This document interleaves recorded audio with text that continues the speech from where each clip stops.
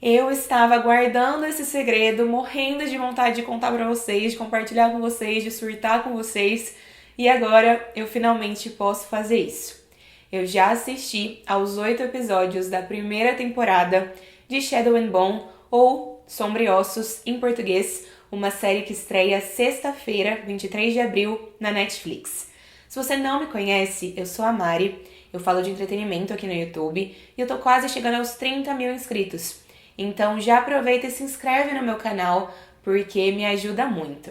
Aqui a gente vai conversar hoje sobre as minhas impressões, as minhas opiniões, sem spoilers, referente aos 8 episódios da primeira temporada de Shadow and Bone. Como muitos de vocês já sabem, a série Sombra e Ossos ela é uma adaptação audiovisual dos livros da autora Leigh Bardugo. E essa série ela uniu duas histórias criadas pela Leigh Bardugo dentro do mesmo universo. Esse universo ele é conhecido como Grishaverso. E esse é um universo muito complexo.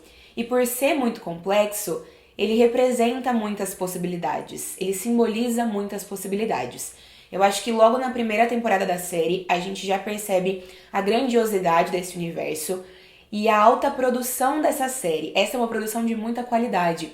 Essa série teve um orçamento altíssimo e isso fica claro em cada momento ao longo dos 8 episódios de aproximadamente 45, 50, 55 minutos cada. Além disso, a gente tem bons personagens. Eu acho que essa é a característica principal das histórias da Leigh. Ela cria, na maior parte das vezes, bons personagens.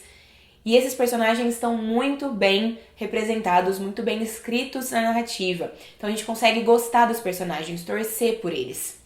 A série também apresenta muita ação. Tem várias cenas de ação em vários momentos e contextos diferentes. Além disso, toda a parte técnica da série foi muito bem feita.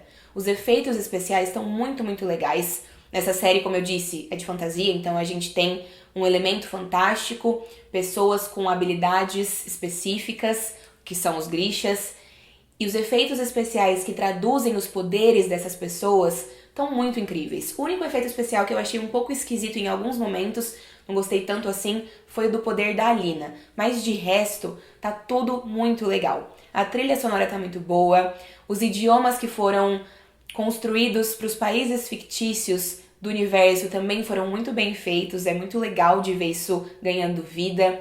Os personagens foram bem caracterizados, o universo foi bem caracterizado, e eu acho que tudo isso, todas essas considerações que eu fiz até agora, na minha opinião, representam muito potencial, garantem para a série muito potencial. Eu acho que Sombra e Ossos tem tudo para ser um grande sucesso na Netflix e se garantir por mais algumas temporadas, para temporadas suficientes para contar essa história por completo, da forma que as pessoas envolvidas na produção e também os fãs dos livros, assim como eu sou, estão animados para ver acontecer. Eu acho que um dos principais desafios da série, e aqui a gente já entra no segundo tópico que eu separei para nossa conversa, foi juntar numa mesma história duas histórias que inicialmente não têm tanto assim em comum, não se conversam de forma direta.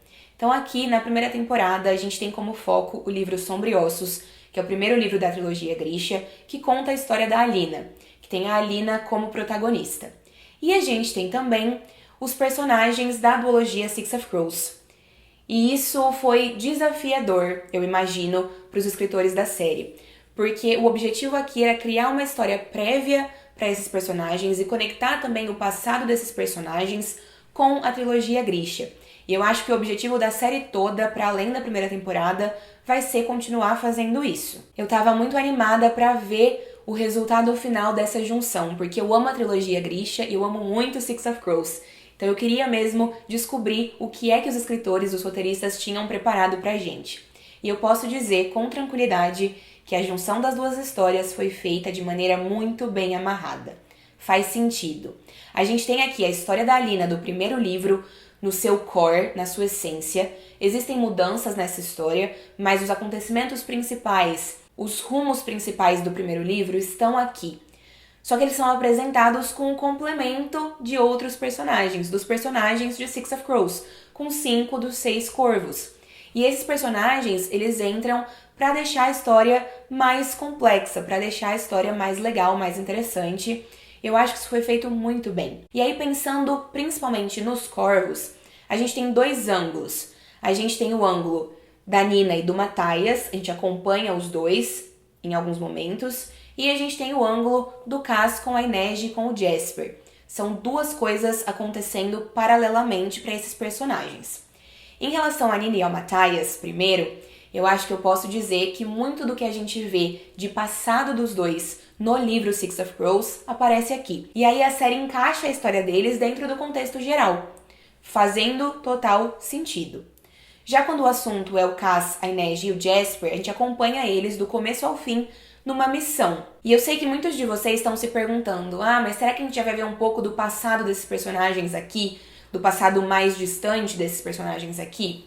E eu acho que é importante dizer que esses passados, eles não são diretamente abordados nessa primeira temporada, mas a gente tem falas, dicas, easter eggs, que para quem lê os livros, fica bastante claro que a série pretende sim manter os passados dos personagens.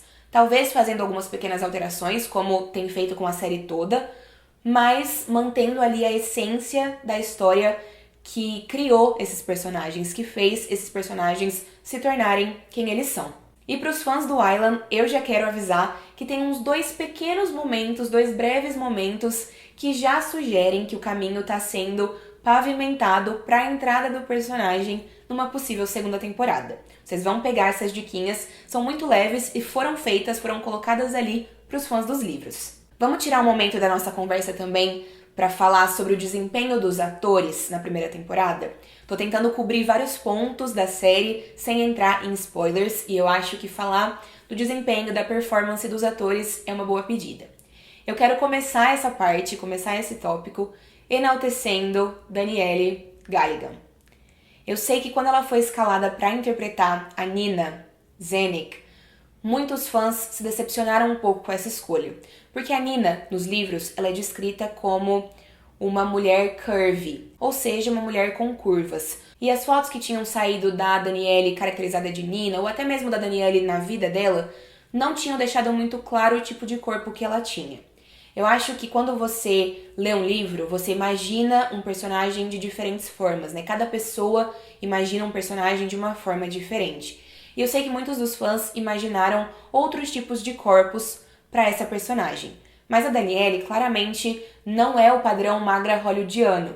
Ela tem um corpo com curvas. E eu não falo isso pra ser inconveniente. Eu tô falando isso porque eu sei que é importante para os fãs dos livros que essa representação aconteça. A Nina é uma das minhas personagens favoritas desse universo. Eu sou apaixonada por ela. E eu fiquei muito surpresa. Toda vez que a Danielle abria a boca, eu ficava muito feliz. Eu gritei em vários momentos. Eu gritei em vários momentos na primeira vez que eu assisti e nas outras também, porque eu já assisti algumas vezes pra poder preparar os conteúdos que eu queria pra vocês. E tiveram muitos momentos que me deixaram em êxtase como fã dos livros, e muitos desses momentos vieram da Danielle, e eu acho que ela merece ser enaltecida, porque ela tá incrível, ela tá absolutamente perfeita como Nina. O Kit Young, como Jasper, também é outro ator que eu preciso enaltecer. Ele tá maravilhoso. Os atores que fazem o Jasper, a Inej e o Cass já tinham me convencido só fisicamente pelas fotos que eu tinha visto, assim.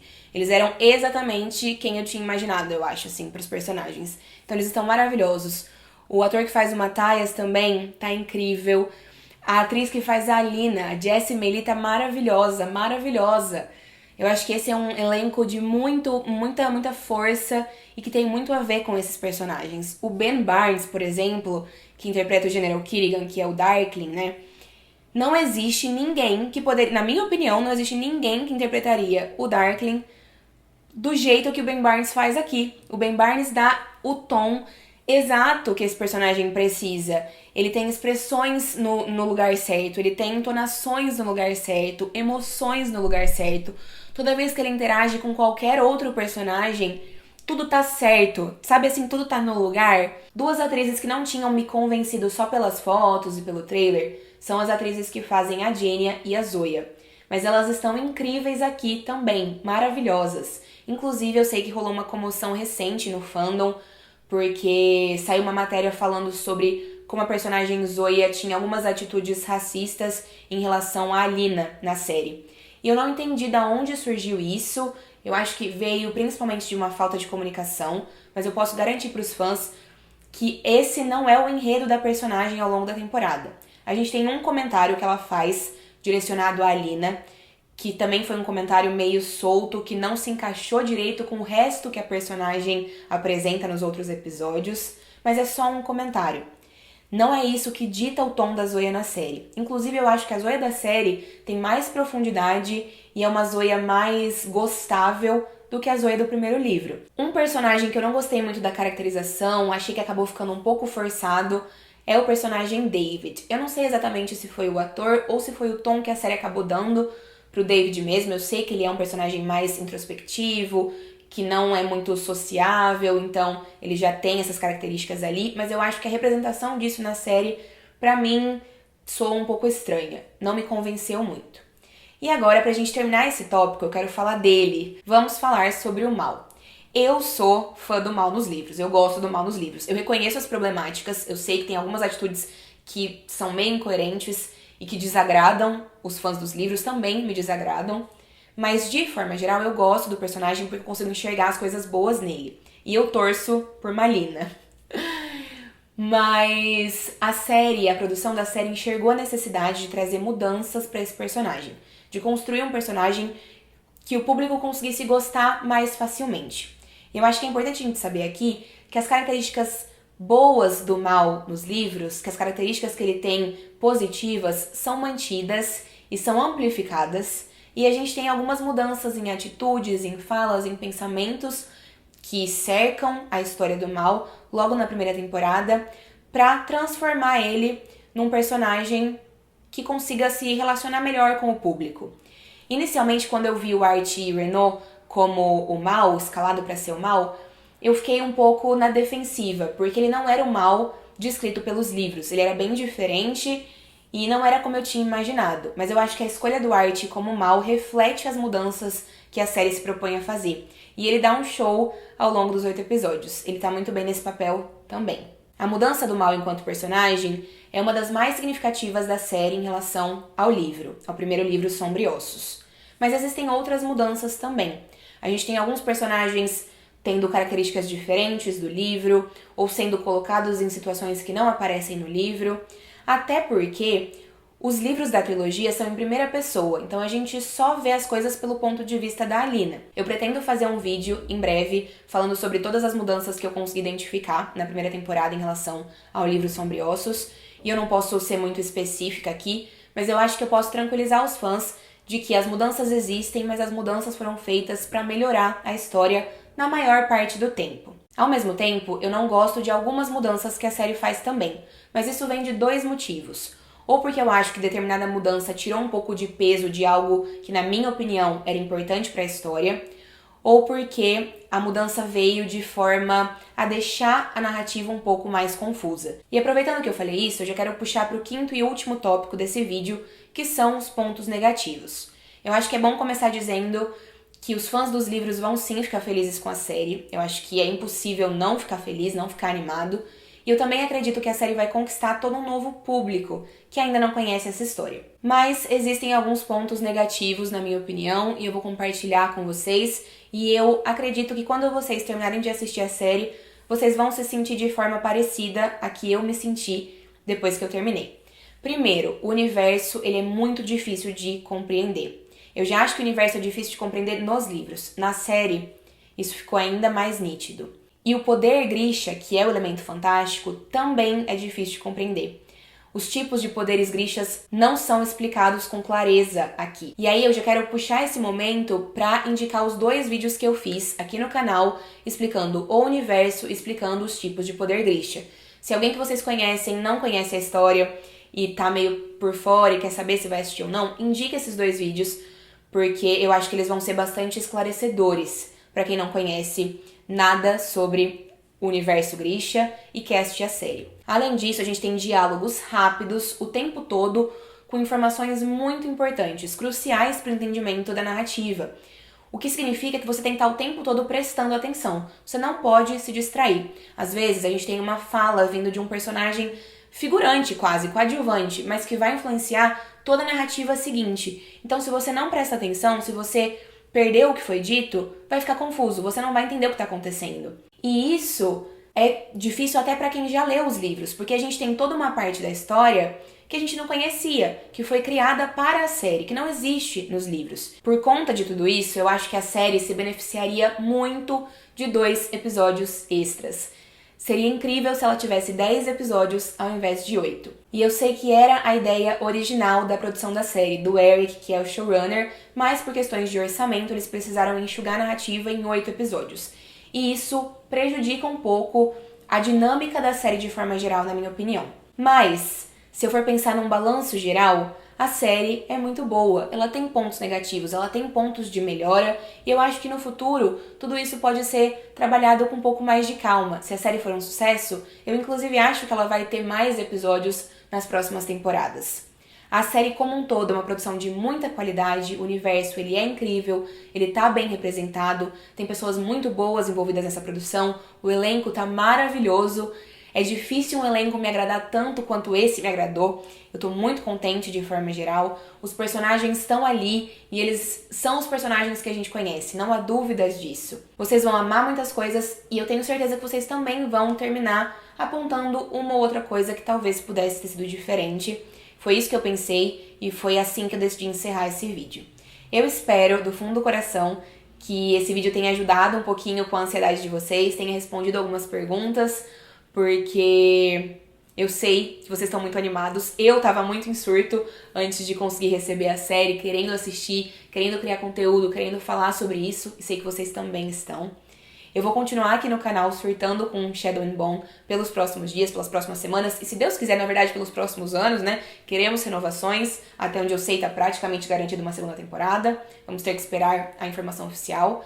E eu vou continuar falando sobre isso aqui enquanto vocês me quiserem falando sobre isso aqui. Obrigada por ter me assistido, um beijo grande e a gente se vê na sexta-feira com uma crítica com spoilers. Eu vou falar sobre tudo o que eu achei em detalhes de cada um dos 8 episódios que fazem parte da primeira temporada da série. É isso, tchau, tchau!